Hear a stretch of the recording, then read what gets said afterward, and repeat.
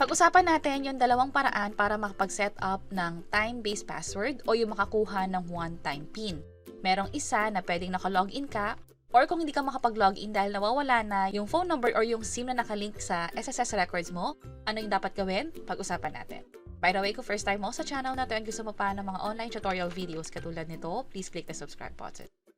Unang-una sa pag-set up ng time-based password, ito ang pinaka-goal natin kung saan meron tayong option na pwedeng mag-login or makareceive ng OTP galing sa text or time-based password. Hindi na hihintayin yung text sa phone mo. Instead, gamit lang yung app na Google Authenticator, pwede nang makapag-proceed sa pag-login sa SSS. Pag-usapan natin yung dalawang paraan. Pero bago yan, kailangan meron muna tayong Google Authenticator app sa phone natin. Pumunta lang sa Play Store or sa App Store. I-search din nyo ang Google Authenticator katulad nito at i-install. Kapag okay na, i-tap lang yung open or every time na makikita nyo yung app na to sa phone niyo dahil nga na-install na, i-open lang yan at i-tap itong Get Started. Pag tinanong kayo kung anong Gmail account or Google account ang dapat na gamitin para dito, pwede kayo mamili sa mga existing na nakalogin dun sa phone niyo. Or pwede i-tap itong Use Without an Account. Pero sa akin, mas safe na merong account na nakalink doon sa Google Authenticator. So, piliin ko na lang isa dito. And then, kapag tinap nyo na nga yung Get Started, makikita nyo na kaagad ito. Napakadali lang nito gawin kasi kadalasan ang pipindutin nyo lang is itong plus na icon. So, umpisa makikita nyo pa itong add a code pero kapag meron na kayong existing na Google Authenticator code dito, plus na lang lagi yung makikita ninyo. Kapag tinap nyo nga pala yan, pwede na kayong mag-scan ng QR code or enter a setup key. Mas maganda yung QR code para nga naman less sa chance na magkamali. Sa setup key kasi alphanumeric characters at medyo mahaba, pwedeng magka-typo error. So pag-usapan natin yung unang step. Yung isang paraan ay kailangan naka-login na kayo sa SSS online account niyo.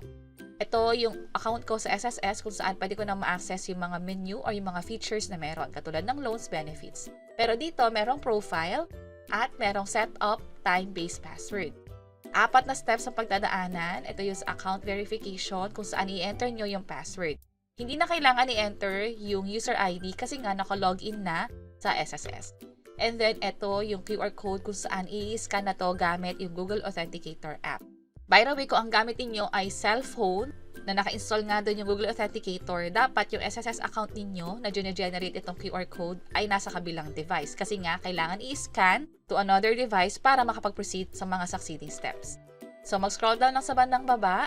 Ito na yung QR code kung saan i-enter yung code na magpapakita doon sa Google Authenticator. So, yun yung unang steps. Yung pangalawang steps naman ay hindi kailangan naka-login. Napaka-practical nito para nga naman sa mga tao na hindi maka-receive ng SMS or basically itong phone number na to ay wala na sa inyo. Possible nagbago na kayo ng number, hindi nyo na ito ma-access. That's why pwede na mag-setup ng time-based password. Ang unang gawin is katulad kanina, pumunta lang sa website ng sss.gov.ph. I-click nyo muna yung create my SSS account or login and then click nyo lang yung login. Pero sa computer, pwede nang proceed, i-click nyo lang tong login to my SSS. I-enter muna dito yung user ID and password. Pero hindi talaga tayo magka-sign in. Instead, kailangan natin mapunta sa interface na katulad nito.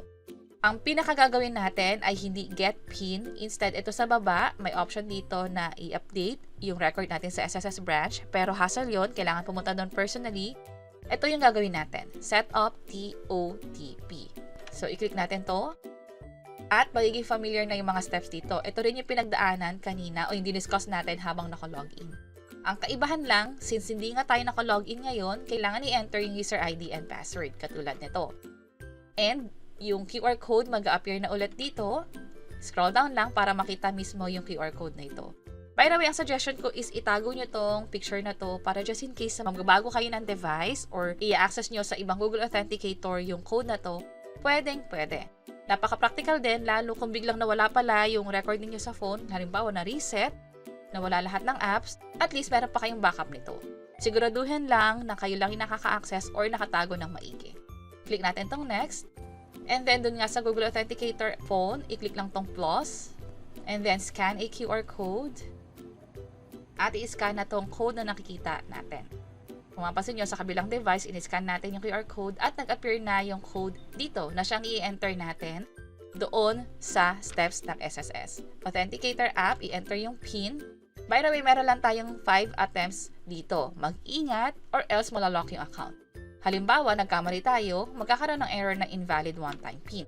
So, kailangan kung ano man yung nagpapakita dito, siyang i-enter natin. By the way, kung mapapansin nyo, nagbabago nga pala yung code every 60 seconds. Andito yung timer niya. So, ito, nagbago na yung code, siyang in-enter ko dito. At, natapos na tayo. Nasa step 4 na, confirmation na lang. Click na natin yung login, i-enter yung user ID and password, click sign in. At meron na tayong dalawang option para makapag-proceed sa pag-login. OTP via SMS or time-based password na OTP. Click ko tong sa time-based at i-enter dito yung code na mag-appear ulit sa time-based or sa Google Authenticator pala. Click login at ito na yung SSS online account ko. Pwede ko nang ma-access yung iba't ibang features dito katulad ng pag-check ng member details, yung contributions ko kung updated ba. Also, iba't ibang services, andito rin yan katulad ng pag-enroll ng disbursement account or bank account dito sa SSS. Lalo kung mag-claim tayo or mag-a-apply ng loans or mga benefits online. And that's it. Sana nakatulong tong video na to. Kung pakiclick ang like button at para sa iba't ibang mga tutorial videos, pwede nyo i-check ito nasa baba. Sana makatulong. See you sa next videos.